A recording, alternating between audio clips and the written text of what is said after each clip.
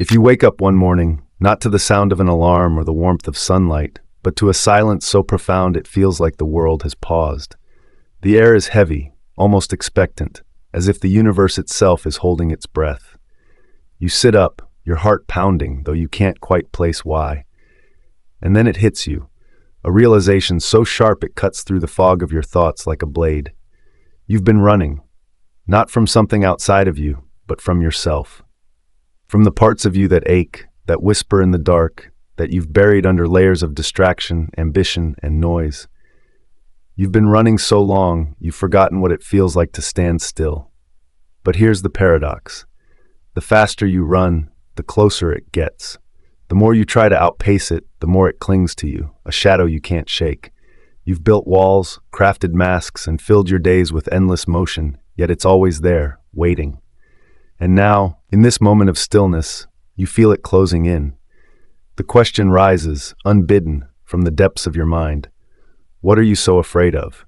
Is it the pain of confronting your failures, your regrets, the parts of you that feel unworthy of love? Or is it something deeper, something primal, the fear of what you might find if you stop running? The fear that, beneath the surface, there's nothing but emptiness? Or worse, that there's a version of yourself you don't recognize, one you've spent your whole life trying to escape. The irony is almost cruel. The very act of running keeps you trapped. It's a loop, a cycle, a prison of your own making, and yet the thought of stopping feels impossible. What would it mean to face yourself, truly and completely? What would it cost you? What would it set you free from? This is the great question, the one that lingers in the silence, demanding an answer. What happens on the day you stop running from yourself? The answer is not simple, nor is it easy, but it is necessary.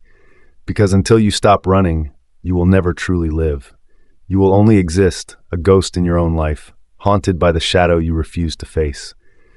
And so the journey begins, not with a step forward, but with a pause, a breath, a moment of stillness. Because the first step to finding yourself is to stop running. Why do we run? Why do we bury ourselves in work, relationships, entertainment, and even self-improvement, all while avoiding the one thing that could truly set us free? The answer lies in the intricate web of human psychology and the philosophical dilemmas that have haunted thinkers for centuries. To understand this, we must first confront a truth that feels almost too uncomfortable to bear. We run because we are afraid of what we might find in the stillness. And this fear is not arbitrary. It is rooted in the very fabric of our being.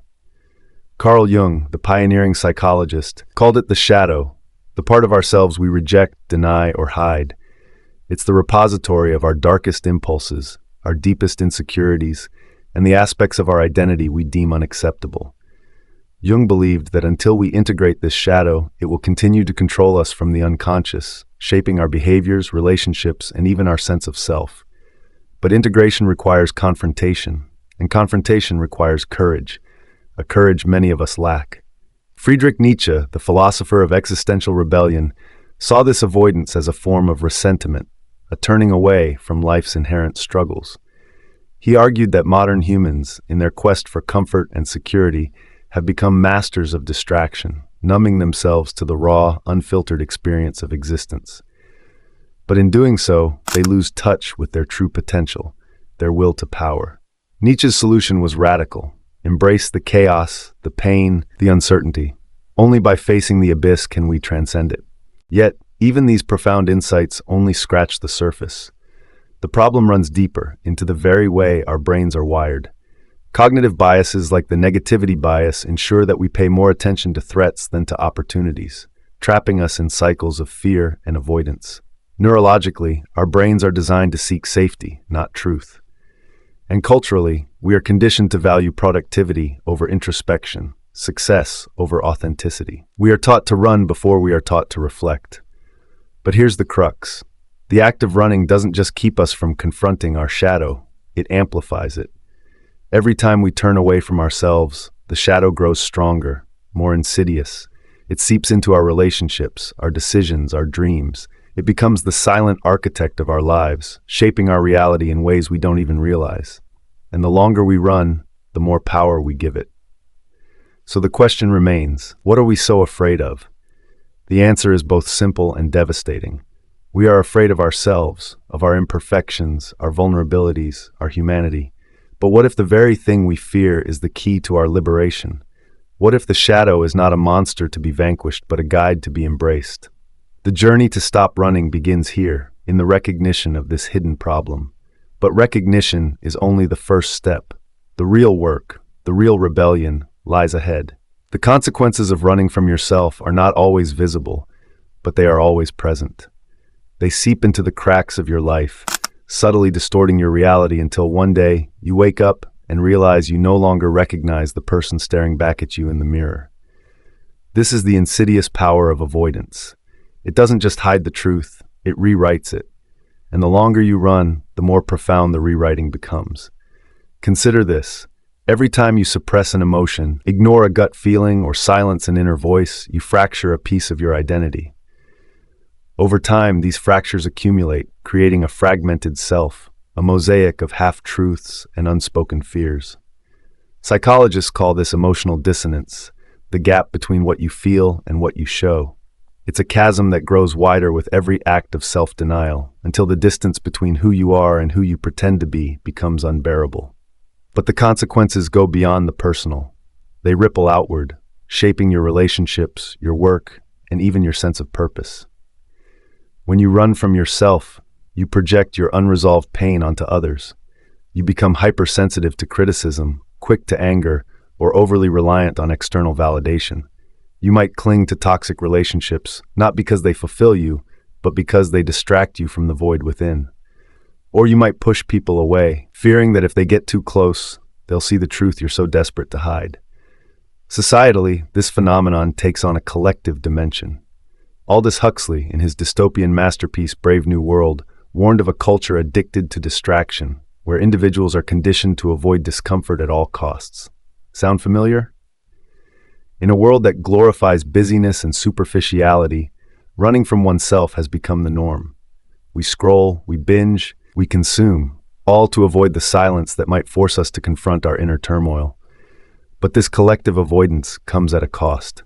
A society of disconnected individuals, estranged not only from themselves but from each other. Neurologically, the act of running reinforces itself. Every time you avoid discomfort, your brain rewards you with a hit of dopamine, reinforcing the behavior. Over time, this creates a feedback loop, making it harder and harder to break free. Cognitive biases like the confirmation bias further entrench the cycle, as you seek out information and experiences that validate your avoidance while ignoring those that challenge it. And then, there's the existential toll.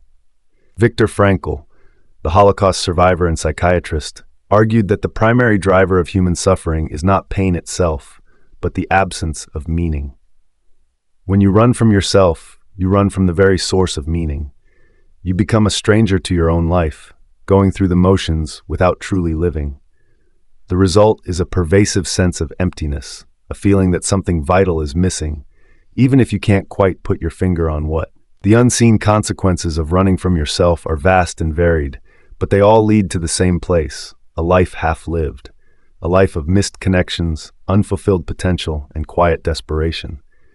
But here's the thing, these consequences are not inevitable. They are the byproducts of a choice to run. And choices, no matter how ingrained, can be unmade.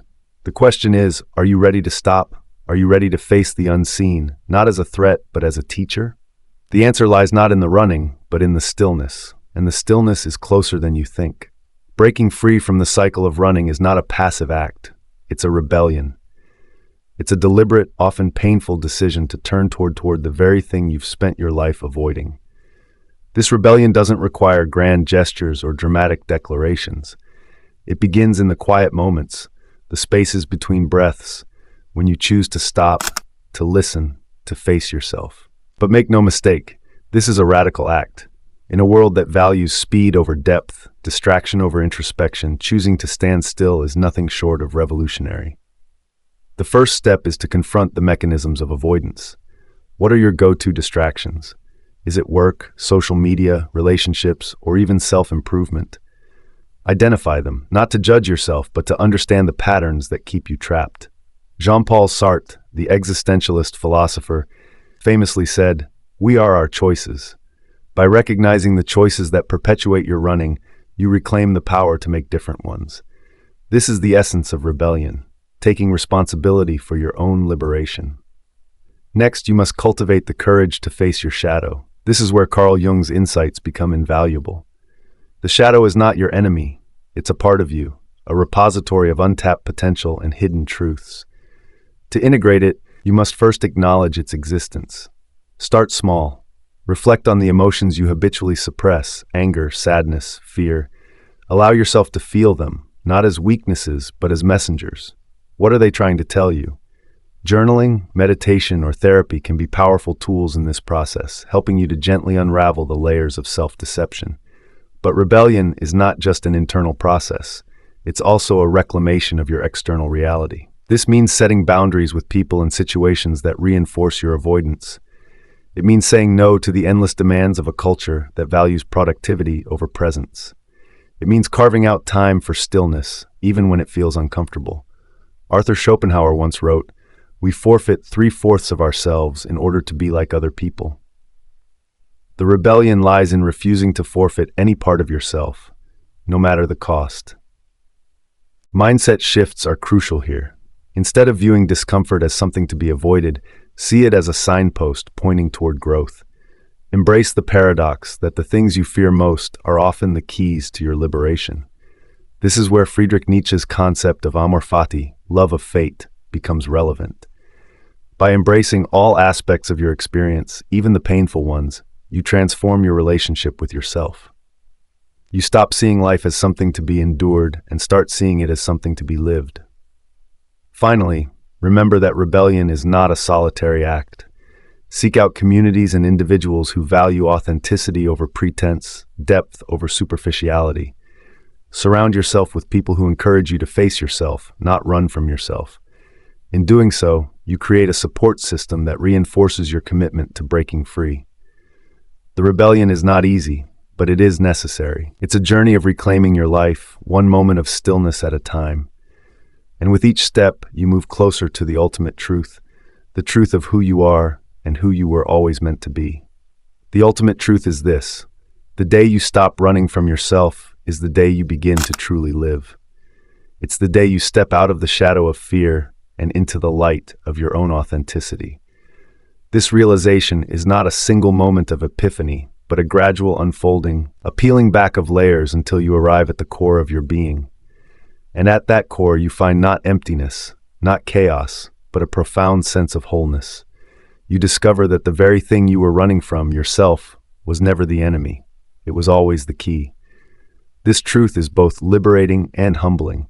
It forces you to confront the illusions you've clung to, the belief that you are not enough, that you must earn your worth, that your flaws make you unlovable. These are not truths, they are stories, narratives you've internalized over a lifetime. And like all stories, they can be rewritten.